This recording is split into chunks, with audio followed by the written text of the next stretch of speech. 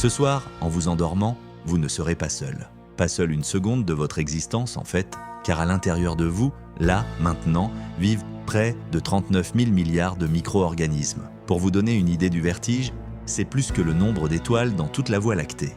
Vous êtes, littéralement, une galaxie ambulante. Ces milliards de bactéries, virus et champignons ne sont pas des passagers clandestins inoffensifs. Ils forment un véritable organe, invisible à l'œil nu, mais aussi actif que votre foie ou votre cœur. Un organe qui digère vos repas, qui fabrique des vitamines, qui dialogue en permanence avec votre cerveau et qui peut littéralement changer votre humeur. On l'appelle le microbiome. Et ce que les scientifiques découvrent depuis 20 ans est si troublant qu'il remet en question l'idée même de ce qu'est un être humain. Êtes-vous vraiment seul aux commandes de votre corps? Pas si sûr.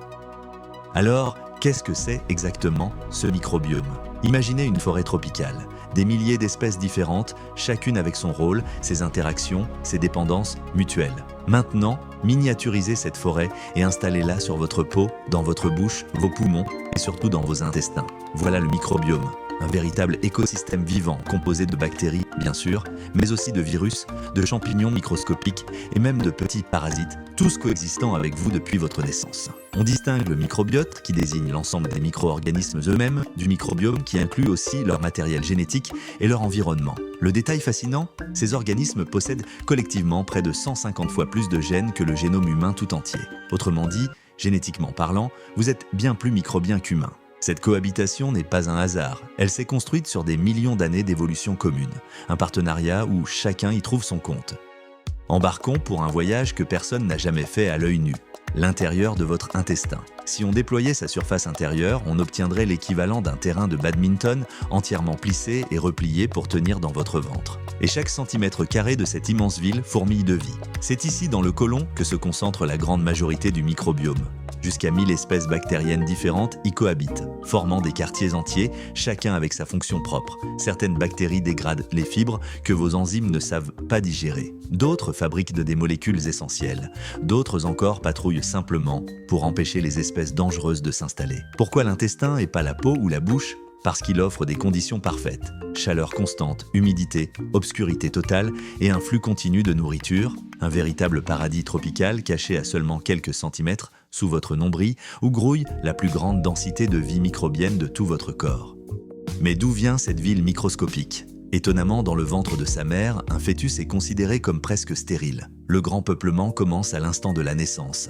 En traversant le canal vaginal, le bébé avale ses toutes premières bactéries, héritées directement de sa mère. C'est pourquoi les enfants nés par césarienne développent bien souvent un microbiome initial différent, davantage influencé par les bactéries de la peau et de l'environnement hospitalier. Ensuite, l'allaitement entre en jeu, le lait maternel contient des sucres spécifiques que le bébé ne digère même pas lui-même. Ils servent uniquement à nourrir certaines bactéries bénéfiques, comme les bifidobactéries, une stratégie d'une intelligence remarquable de la part de l'évolution. Puis viennent les premiers aliments solides, les animaux domestiques, les frères et sœurs, le contact avec la terre. Chaque interaction enrichit cet écosystème. Vers l'âge de 3 ans environ, le microbiome atteint une certaine stabilité, une signature presque unique, aussi personnelle qu'une empreinte digitale. Votre microbiome n'est pas un simple locataire passif. C'est un véritable partenaire métabolique sans qui votre digestion serait incomplète. Prenons les fibres alimentaires, votre corps ne possède pas les enzymes nécessaires pour les décomposer. Sans vos bactéries intestinales, elles traversèrent simplement votre système sans être utilisées. Mais vos microbes, eux, savent les fermenter. Ce processus produit des acides gras à chaîne courte comme le butyrate, une molécule qui nourrit directement les cellules de votre côlon et qui possède des propriétés anti-inflammatoires précieuses. Et ce n'est pas tout. Certaines bactéries intestinales synthétisent de la vitamine K, essentielle à la coagulation sanguine, ainsi que plusieurs vitamines du groupe B, dont la B12. Sans ces usines microscopiques, votre alimentation, même parfaitement équilibrée, ne suffirait pas à couvrir tous vos besoins. Autrement dit, lorsque vous mangez, vous ne nourrissez pas seulement vous-même, vous nourrissez des milliards d'alliés qui, en retour, transforment ce que vous ingérez en énergie et en nutriments que votre propre corps ne saurait produire seul. Imaginez une armée de plusieurs milliers de milliards de soldats, postés en permanence aux frontières de votre corps. C'est exactement le rôle que joue votre microbiome dans votre immunité. D'abord, Par simple occupation du territoire, en colonisant chaque surface disponible de votre intestin, les bonnes bactéries empêchent physiquement les espèces pathogènes de trouver une place pour s'installer et proliférer. C'est ce qu'on appelle la résistance à la colonisation. Ensuite, certaines bactéries produisent directement des substances antimicrobiennes qui éliminent leurs concurrents dangereux. Mais le rôle le plus fascinant est ailleurs. Votre microbiome entraîne littéralement votre système immunitaire.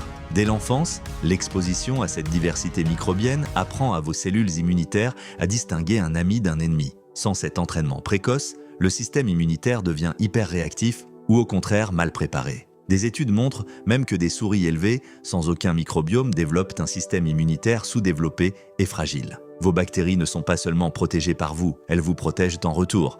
Et voici peut-être la découverte la plus surprenante de toutes. Votre ventre pourrait influencer vos émotions. On l'appelle l'axe intestin-cerveau, une autoroute de communication bidirectionnelle reliant votre système digestif à votre cerveau, principalement via le nerf vague. Le détail qui change tout, environ 95% de la sérotonine de votre corps, cette molécule souvent associée au bonheur, est produite non pas dans votre cerveau mais dans vos intestins, sous l'influence directe de votre microbiote. Certaines bactéries intestinales fabriquent aussi du GABA, un neurotransmetteur apaisant ou influencent la production de dopamine. Des expériences troublantes ont été menées sur des souris. En transférant le microbiote de souris anxieuses à des souris calmes, les chercheurs ont observé une augmentation du comportement anxieux chez les receveuses. Chez l'humain, les preuves s'accumulent également.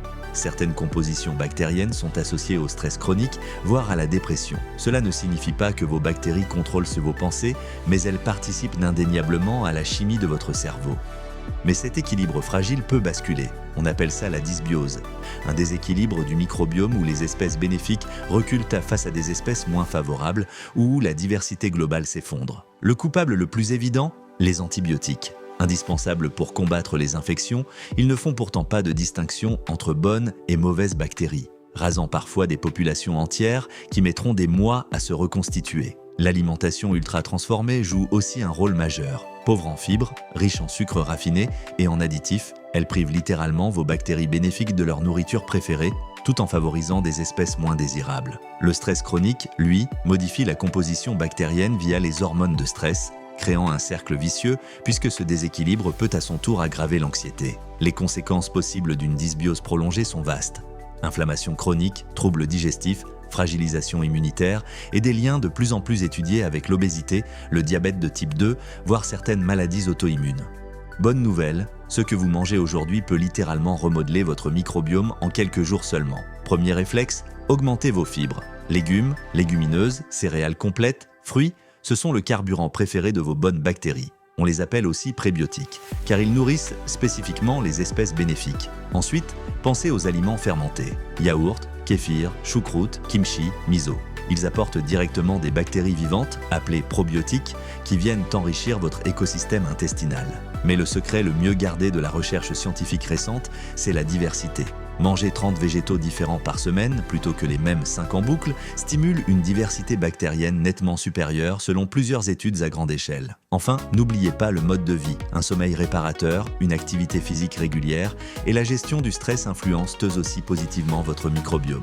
Prendre soin de cet organe invisible, c'est finalement aussi simple que diversifier son assiette et soigner son quotidien.